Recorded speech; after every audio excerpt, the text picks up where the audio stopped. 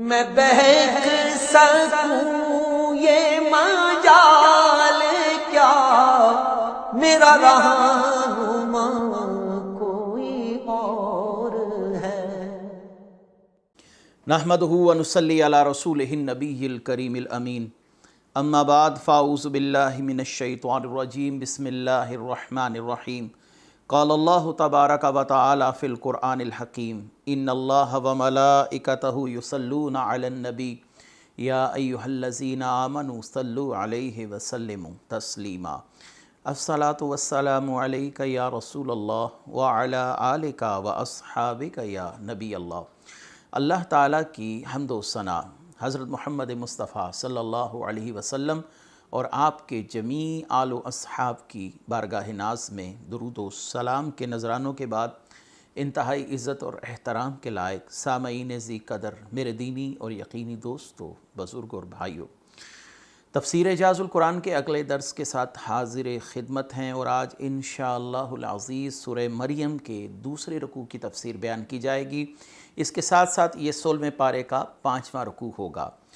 سورہ مریم ہے اور اس کا دوسرا رکوع ہے، آیت کا نمبر شمار ہے 17۔ اللہ تبارک و تعالی فرماتے ہیں، وَاذْكُرْ فِي الْكِتَابِ مَرْيَمَ إِذِ انتَبَذَتْ مِنْ أَهْلِهَا مَكَانًا شَرْقِيًّا فَاتَّخَذَتْ مِنْ دُونِهِمْ حِجَابًا فَأَرْسَلْنَا إِلَيْهَا رُوحَنَا فَتَمَثَّلَ لَهَا بَشَرًا سَوِيًّا قالت انی اعوذ بالرحمن منک ان کنت تقیا۔ اور کتاب میں مریم کا ذکر کیجئے جب انہوں نے اپنے گھر والوں سے علیحدگی اختیار کر لی اور ان سے پردہ پکڑ لیا، تب ہم نے اس کی طرف اپنے فرشتے روح الامین کو بھیجا، وہ اس کے پاس مکمل بشر بن کر آئے۔ وہ کہنے لگی، میں تم سے خدائے رحمان کی پناہ مانگتی ہوں، اگر تم پرہیزگار ہو تو مجھ سے دور ہو جاؤ۔ گزشتہ رکوع میں سیدنا یحییٰ علیہ السلام کی ولادت کا تذکرہ ہے، اور یقیناً وہ اللہ تعالیٰ کی بڑی نشانیوں میں سے ایک نشانی ہے، کیونکہ سیدنا زکریا علیہ السلام وہ ایک طویل العمر شخصیت تھے، اور اس عمر میں کسی گھر میں اولاد ہونا یہ یقیناً اللہ تبارک و تعالیٰ کی بڑی نشانیوں میں سے ہے۔ اب اگلے رکوع میں اللہ تبارک و تعالیٰ نے اس سے بھی بڑی ایک نشانی بیان فرمائی ہے، وہ سیدنا عیسیٰ علیہ السلام کی ولادت کا تذکرہ ہے کہ آپ کو اللہ تبارک و تعالیٰ نے بن باپ کے پیدا فرمایا، اور یہ یقیناً اس سے بڑی نشانی ہے۔ کسی شخص کے گھر عمر رسیدہ ہونے کے باوجود اولاد کا ہونا یقیناً یہ بھی ایک عجیب معاملہ ہے، لیکن اس سے زیادہ عجیب معاملہ بنا باپ کے ولادت کا معاملہ ہے۔ اور یہاں پر حضرت مریم رضی اللہ تعالی عنہا کے حوالے سے اب گفتگو کی جا رہی ہے کہ آپ مسجد کے ایک بند کمرے میں، مقفل کمرے میں، ایک حجرے میں سارا دن عبادت کیا کرتی تھیں، اور سب سے آپ نے علیحدگی اختیار کر رکھی تھی۔ آپ کے جو خالو ہیں سیدنا زکریا علیہ السلام، وہ آپ کی خبرگیری کے لیے وقتاً فوقتاً تشریف لاتے، آپ کے کھانے پینے کا خیال کرتے، اور بسا اوقات آپ کے پاس بلا موسم پھل پاتے تو آپ سے پوچھتے، انا لک ھذا، اے مریم تیرے پاس یہ پھل کہاں سے آئے؟ تو آپ فرماتی، ہوا من عند اللہ، یہ اللہ تعالیٰ کی طرف سے آئے۔ تو یہاں سے معلوم ہوا کہ سیدہ مریم ایک ولیہ کاملہ تھی، اور اللہ تبارک و تعالیٰ نے آپ کی کرامت کی صورت میں آپ کو بنا موسم کے جو پھل ہیں وہ مہیا فرمائے، اور حضرت زکریا علیہ السلام یہ بات جانتے تھے کہ سیدہ مریم ایک پاک پاس، نیک اور اللہ کی ولیہ خاتون ہیں۔ آپ اپنے حجرے میں مقفل کمرے میں بند ہیں، باہر سے کمرہ مقفل ہے، اندر کوئی آ نہیں سکتا۔ تو اسی اثناء میں آپ نے اپنے کمرے میں ایک فرد کو پایا جسے دیکھ کر آپ خوف زدہ ہوئیں، اور آپ نے اس سے گفتگو کی۔ وہ گفتگو کیا ہے کہ میں تم سے خدائے رحمان کی پناہ مانگتی ہوں، اگر تم پرہیزگار ہو تو مجھ سے یعنی دور رہو۔ تو حضرت جبریل علیہ السلام چونکہ ایک بشری صورت میں آپ کے سامنے تشریف لائے تھے تو آپ انہیں پہچان نہ سکیں۔ اب حضرت جبریل علیہ السلام آپ کو تسلی و تشفیع دے رہے ہیں کہ اے اللہ کی نیک بندی، مجھ سے مت گھبرا، کیونکہ میں ایک عام انسان نہیں ہوں بلکہ تیرے رب کا بھیجا ہوا قاصد ہوں۔ اور یہاں سے ایک اور بات بھی ضمناً میں فقہی ابواب کے تناظر میں عرض کرتا چلوں۔ حضرت سیدہ مریم نے گھبرا کر جبریل علیہ السلام سے کیا کہا تھا؟ میں تم سے اللہ کی پناہ مانگتی ہوں کہ تم میرے بند کمرے میں کیسے آ پہنچے۔ سیدہ مریم کا اپنے حجرے میں غیر محرم کو دیکھ کر یہ بات کہنا اس بات پر دلالت کرتا ہے کہ کسی جوان عورت کے پاس تنہائی میں کسی غیر محرم کا آنا جائز نہیں ہے۔ اگر کسی عورت کے پاس تنہائی میں کوئی اجنبی مرد آئے تو اسے یوں ہی ناگواری کا اظہار کرنا چاہیے۔ صحیح بخاری کتاب النکاح کی حدیث ہے کہ نبی کریم صلی اللہ علیہ وآلہ وسلم نے فرمایا عورتوں کے پاس تنہائی میں مت جاؤ۔ ایک انصاری صحابی نے عرض کی یا رسول اللہ صلی اللہ علیہ وسلم تو پھر دیور کے متعلق کیا حکم ہے؟ تو آپ صلی اللہ علیہ وسلم نے فرمایا دیور تو نری موت ہے، یعنی وہ زیادہ خطرے کا سبب ہے۔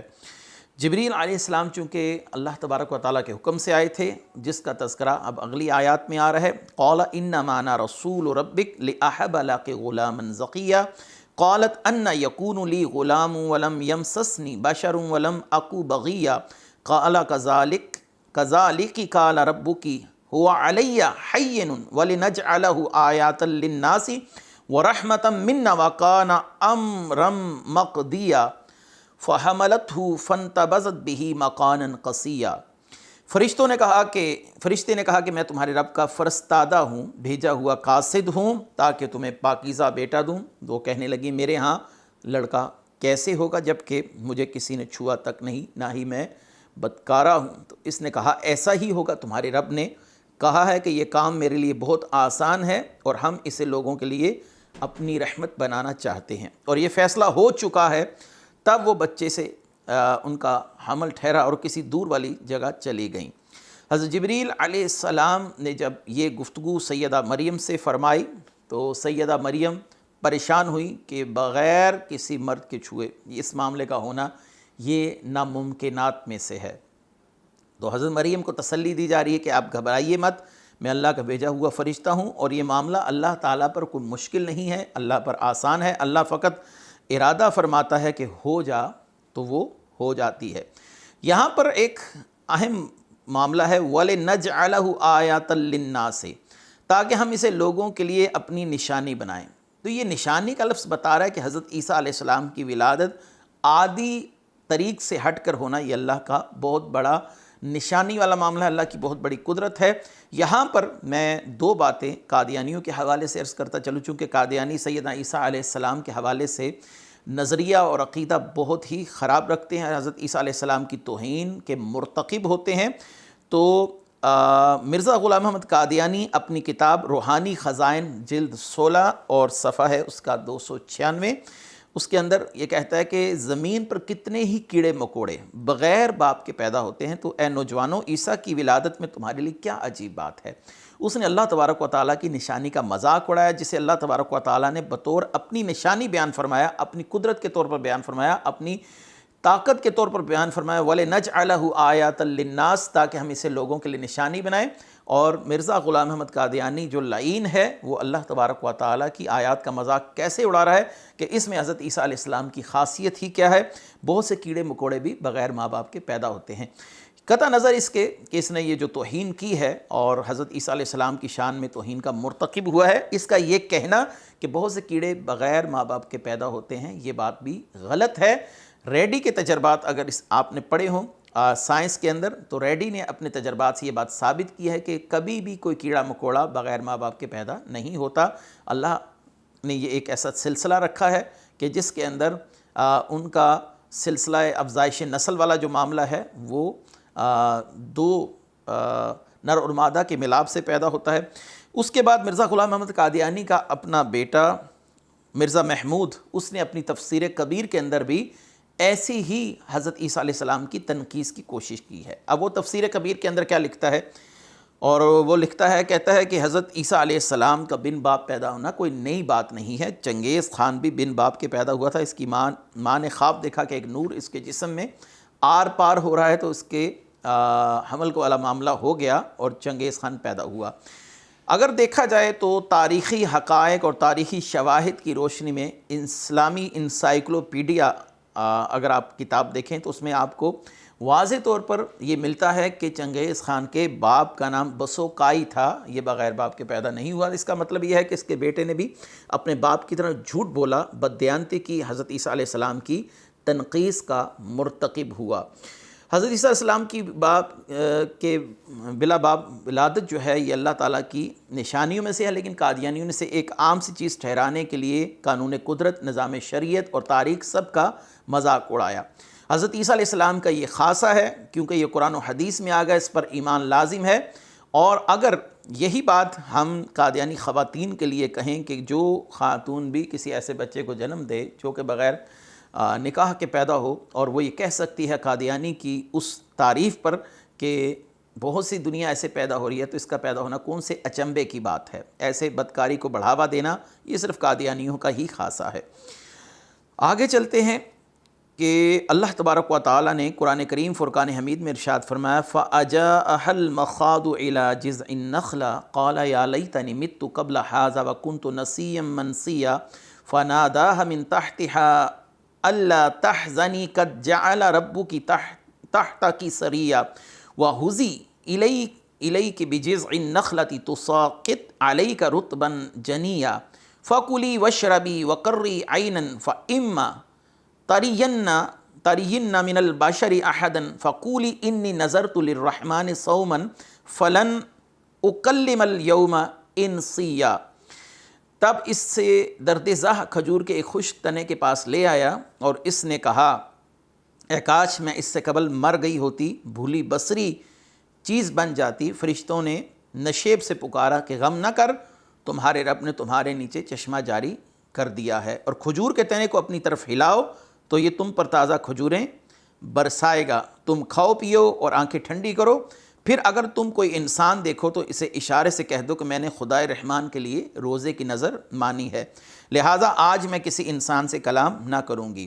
سیدہ مریم کو حضرت جبریل علیہ السلام نے پھونک ماری تو اللہ تبارک و تعالیٰ نے ان کا وہ معاملہ جو ہے حمل کا وہ شروع فرما دیا، اور آپ وقت مقرر پر اپنے اس حجرے سے نکل کر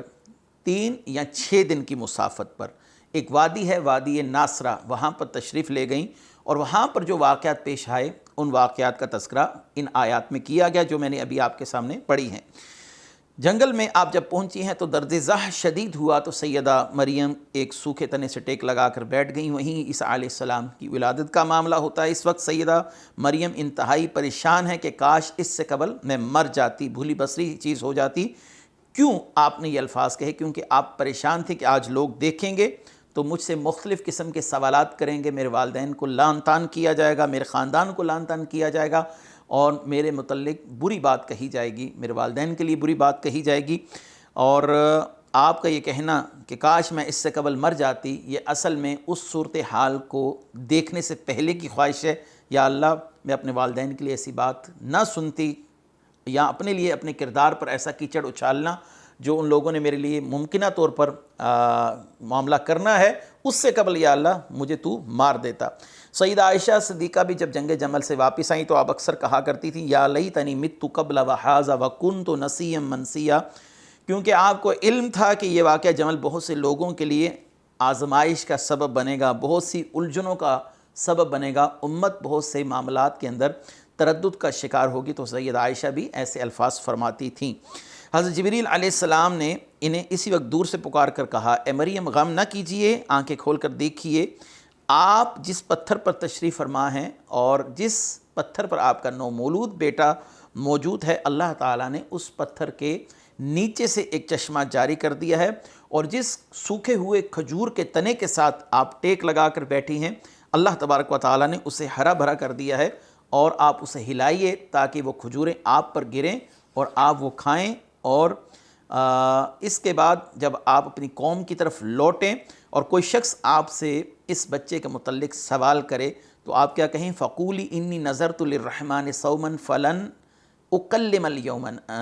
انسیا، کہ میں نے نظر مانی ہے، میں نے آج کسی سے کلام نہیں کرنا، میں کسی انسان سے کلام نہیں کروں گی۔ اللہ تبارک و تعالیٰ اپنی قدرت کاملہ سے آپ کے کردار کی حفاظت فرمائے گا اور سوال کرنے والوں کا منہ بند کر دیا جائے گا۔ حضرت سیدہ مریم کے لیے چشمے کا جاری ہو جانا، آپ کا خشک تنے کے ساتھ ٹیک لگانا اور اس خشک تنے پر کھجوروں کا فوراً سے ظاہر ہو جانا، حضرت سلیمان علیہ السلام کی قوم کے ولی کا ایک لمحے میں تخت کو لے کے آنا، یہ آیات مکمل طور پر اولیاء کرام کی کرامات کا بیان ہے۔ جو شخص اولیاء کرام کی کرامات کا منکر ہے، صراحتاً انکاری ہے، اس شخص کو اپنے ایمان کی خبر لینی چاہیے۔ اولیاء کرام کی کرامات کا جو صدور ہے اس کو قرآن نے بیان کیا ہے، اور سیدہ مریم رضی اللہ تعالی عنہا کے حوالے سے یہاں پر واضح کرامات کا بیان ہے کہ آپ کے جسم اقدس کے چھوتے ساتھ ہی اللہ تعالیٰ نے اس خشک تنے میں حیات کے آثار پیدا کر دیے۔ اور جبریل علیہ السلام نے کیا فرمایا کہ اس قدرتی چشمے سے پانی پیجئے اور قدرتی طور پر اگنے والی ان تازہ کھجوروں کو کھائیے اور اپنے بچے کو دے کر اپنی آنکھیں ٹھنڈی کیجئے۔ اگر آپ سے کوئی شخص کلام کرنا چاہے، یعنی اس بچے کے متعلق سوال کرے اس کا باپ کون ہے اور اس کا معاملہ کیا ہے، تو آپ اس بچے کی طرف اشارہ کر دیجئے۔ دراصل اس شریعت کے اندر ترک طعام یعنی کھانا پینا چھوڑنا یہ بھی ایک عبادت شمار ہوتا تھا، جیسے آج ہمارا روزہ ہے، اور ترک کلام کا بھی روزہ ہوتا تھا۔ ہر شریعت میں مختلف احکامات آتے رہے ہیں، اور اگر ان کی شریعت میں اللہ کی رضا کے لیے ترک کلام کا روزہ ہو تو بھی اس میں تعجب کا کوئی مقام نہیں ہے۔ فآتت به قومها تحمله قالوا يا مريم لقد جئت شيئا فريا يا أخت هارون ما كان أبوك امرأ سوء وما كانت أمك بغيا فأشارت إليه قالوا كيف نكلم من كان في المهد صبيا قال إني عبد الله آتانی الکتاب وجعلنی نبیا وجعلنی مبارکا اینما کنت واوصانی بالصلاة والزکاة ما دمت حیا وبرا بوالدتی ولم یجعلنی جبارا شقیا والسلام علی یوم ولدت ویوم اموت ویوم ابعث حیا ذلک عیسی ابن مریم قول الحق الذی فیہ یمترون۔ تو مریم اپنے بچے کو اپنی قوم کے پاس لے کر آئی، وہ کہنے لگے اے مریم تو نے بہت برا کام کیا، اے ہارون کی بہن تمہارا باپ برا آدمی نہ تھا، تمہاری ماں بھی بدکار عورت نہ تھی۔ تو سیدہ مریم نے بچے کی طرف اشارہ کیا، وہ کہنے لگے ہم ماں کی گود میں موجود بچے سے کیسے بات کریں؟ تو بچہ بولا میں اللہ کا بندہ ہوں، اللہ نے مجھے کتاب دی ہے، نبی بنایا ہے، مجھے برکت دی ہے، جہاں بھی رہوں مجھے زکوٰۃ اور نماز کی وصیت کی ہے، جب تک زندہ رہوں مجھے اپنی والدہ سے بھلائی کرنے والا بنایا ہے، سخت گیر و بدبخت نہیں بنایا، اور مجھ پر سلام ہے جس دن میں پیدا ہوا ہوں، جس دن میں مروں گا اور جس دن زندہ کر کے اٹھایا جاؤں گا۔ یہ ہیں عیسیٰ ابن مریم، میں حق بات کہتا ہوں جس پر لوگ شک کرتے ہیں۔ حضرت عیسیٰ علیہ السلام کی والدہ جب آپ کو لے کر واپس لوٹی ہیں تو حضرت مریم کی گود میں بچہ دے کے اس قوم کے سوالات کرنا یہ ایک فطری سا امر ہے۔ یہاں پر حافظ ابن کثیر کا کہنا یہ ہے کہ حضرت سیدہ مریم واپس نہیں لوٹی، بلکہ قوم ان کو تلاش کرتے کرتے اس مقام تک جا پہنچی جہاں پر حضرت سیدہ مریم موجود تھی۔ بہرحال اس واقعے کی افادیت میں یا اس واقعے کی حقانیت میں کوئی فرق نہیں آتا کہ وہ لوگ سیدہ مریم تک پہنچ گئے یا حضرت سیدہ مریم واپس تشریف لائیں ان لوگوں کے پاس۔ قوم یہود نے حضرت مریم کی گود میں جب ایک نومولود بچے کو دیکھا تو سوال کیا اے مریم یہ کس کا بچہ ہے؟ اے ہارون کی بہن، کہ تمہارے ماں باپ تو بہت نیک تھے، تم نے یہ برا کام کیوں کیا، کیسے کیا؟ اور یہاں پر مروی ہے کہ ایک شخص نے آپ کو بدکاری کی تہمت لگاتے ہوئے آپ کو زمین سے پتھر اٹھا کر مارنے کے لیے جیسے قصد کیا، اللہ تعالیٰ نے اس کی بازو کو شل کر دیا، اور دوسرا شخص جس نے آپ کو بدکارہ کہنا چاہا تو اللہ تعالیٰ نے اس کی زبان کو گنگ کر دیا، اس کی زبان رک گئی۔ بہرحال یہاں پر اس قوم کے بعض لوگوں کا خطاب کہ اے ہارون کی بہن، یہاں پر ہارون کی بہن کیوں کہا گیا؟ حضرت مریم کا ایک بھائی تھا جس کا نام ہارون تھا، جو بہت ہی صالح اور متقی تھا۔ یہاں ایک تفسیر یہ ہے کہ آپ کے خاندان میں آپ سے پہلے کوئی ہارون نام کا نیک اور پاک پاس شخص گزرا تھا، جس کی وجہ سے اس قوم نے آپ کو ہارون کی بہن کہہ کر پکارا ہے۔ سیدہ مغیرہ بن شعبہ رضی اللہ تعالیٰ عنہ فرماتے ہیں کہ رسول اللہ صلی اللہ علیہ وسلم نے مجھے نجران بھیجا، وہاں عیسائیوں نے مجھ سے پوچھا کہ تم قرآن میں پڑھتے ہو یا اخت ہارون، اے ہارون علیہ السلام کی بہن، حالانکہ ہارون اور عیسیٰ کے درمیان طویل زمانہ تھا، تو پھر قرآن نے حضرت مریم کے لیے یا اخت ہارون کا لفظ کیوں استعمال کیا ہے؟ تو حضرت مغیرہ بن شعبہ کہتے ہیں میں نے آ کر رسول اللہ صلی اللہ علیہ وسلم سے یہ بات عرض کی تو آپ نے فرمایا تم نے یہ کیوں نہ کہا کہ وہ لوگ اپنے پیغمبروں اور اولیاء کے ناموں پر نام رکھتے تھے، یعنی ان کے بھائی کا نام یا ان کے خاندان کے فرد کا نام حضرت سیدنا ہارون علیہ السلام کی نیکی اور پاک بازی اور ان کی جو اعلیٰ مقام ہے اس کی وجہ سے اس کا نام ہارون رکھا گیا، تو وہ لوگ اپنے مردوں کے نام صالحین کے نام پر رکھتے تھے، یہ کوئی تعجب والی بات نہیں ہے۔ یہود حضرت عیسیٰ علیہ السلام کو دیکھ کر پکار اٹھے، سیدہ مریم نے خاموشی اختیار کی، اور جب یہود کی مگوئیاں بڑھ گئیں، ان کی گفتگو بڑھ گئی، تو سید مریم نے زبان سے کچھ بولے بغیر ہی اپنے بچے کی طرف اشارہ کیا۔ وہ کہنے کیف نکلم من کان فی المہد صبیا، یہ کیسے بول سکتا ہے جو گود کا بچہ ہے۔ حضرت عیسیٰ علیہ السلام اپنی ماں کی گود میں معجزانہ طور پر بول اٹھے، انی عبد اللہ، میں اللہ کا بندہ ہوں، آتانی الکتاب وجعلنی نبیہ، میں اللہ کا بندہ ہوں، مجھے کتاب انجیل دی گئی اور نبی بنایا گیا۔ جب آپ نے انی عبداللہ کہا تو اس میں آپ نے اپنے متعلق جو عیسائیوں کا عقیدہ ہے اس کا رد آپ نے پہلے سے فرما دیا کہ یہ مجھے اللہ کا بیٹا کہیں گے، اور ایک وقت ایسا آئے گا کہ مجھے اللہ تعالیٰ کے ساتھ شریک ٹھہرایا جائے گا۔ تو آپ نے پہلے ہی اس نظریے کی تردید فرما دی، اور کیا فرمایا؟ انی عبداللہ، میں اللہ کا بندہ ہوں اور میں کتاب لے کر آیا ہوں۔ اس سے معلوم ہوا کہ نبی آ کر نہیں بنتا، نبی بن کر آتا ہے۔ بہت سے لوگوں کا یہ کہنا کہ رسول اللہ صلی اللہ علیہ وسلم کو علم ہی نہیں تھا کہ آپ 40 سال تک نبی ہیں، یہ بات انتہائی جہالت پر مبنی ہے، کم علمی ہے، یا شان نبوت کو نہ سمجھنے کے مترادف ہے۔ نبی کریم صلی اللہ علیہ وسلم جب 13 برس کی عمر میں اپنے چچا کے ساتھ تشریف لے کر گئے شام کے سفر پر، تو راستے میں ایک راہب نے آپ صلی اللہ علیہ وسلم کے متعلق کیا فرمایا؟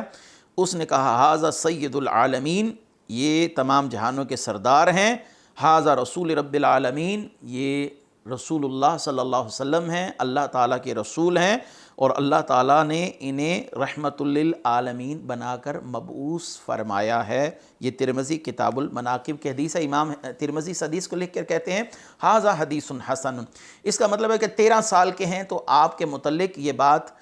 زبان زد عام تھی، راہبین اور یہود کے علماء آپ کو پہچانتے تھے کہ آپ اللہ کے نبی ہیں۔ خود رسول اللہ صلی اللہ علیہ وسلم کی ایک حدیث ہے کہ اعلان نبوت سے پہلے میں ایک پتھر کو پہچانتا ہوں جو مجھے اعلان نبوت سے پہلے کہا کرتا تھا السلام علیکہ یا رسول اللہ، یعنی ابھی میں نے اعلان نبوت نہیں کیا تھا تو پتھر آپ کو پہچانتا ہے کہ آپ اللہ کے رسول ہیں، تو کیا آپ کو اس بات کا خود ادراک اور شعور نہ ہوگا کہ آپ اللہ کے نبی ہیں؟ بہرحال رسول اللہ صلی اللہ علیہ وآلہ وسلم پہلے 40 سال بھی نبی ہی تھے، لیکن آپ نے اعلان نبوت اللہ کے حکم پر فرمایا، جس کی عمر مبارک جو ہے وہ 40 سال بیان کی جاتی ہے۔ آپ عالم ارواح سے بھی نبی تھے۔ آپ سے پوچھا گیا کہ آپ کے لیے نبوت کب واجب ہو گئی تھی، تو آپ نے فرمایا وَآدَمُ بَيْنَ الرُّوحِ وَالْجَسَدِ،